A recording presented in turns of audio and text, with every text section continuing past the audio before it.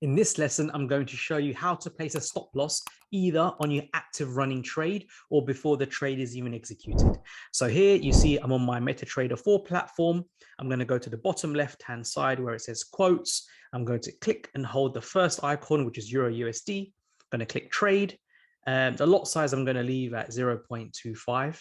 I'm going to have instant execution on there because I just want to get in either at the buy or sell at the current market rate.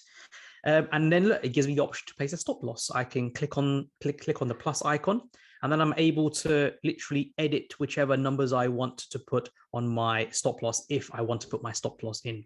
Now, for the sake of this example, what I'm going to do, I'm just going to press buy without a stop loss on.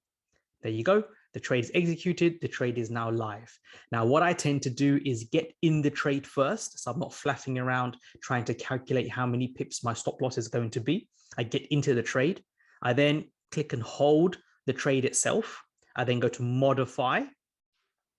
And that's when I can add the stop loss or the take profit itself. But what I'm going to do, I need to identify where I'm going to put the stop loss first. So as you can see, I've taken a buy. I've taken a buy trade on Euro USD. I'm going to go to the trade screen, the chart screen, sorry, just to have a look. So there you go. Like I've bought this down there, and I would like to put the time frame is very high. Let me bring this down to the 4-hour.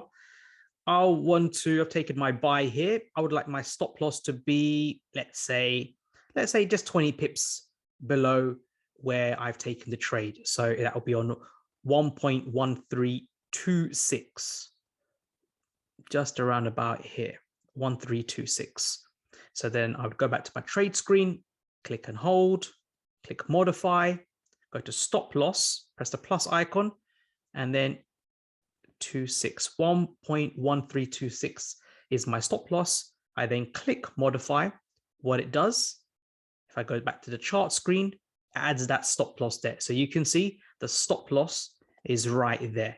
It's added at that level, which I have set it based on either the buy or the sell that I've taken. And in this example, it's the buy. So that's how you put a stop loss on, either on a running trade or before the trade is even executed.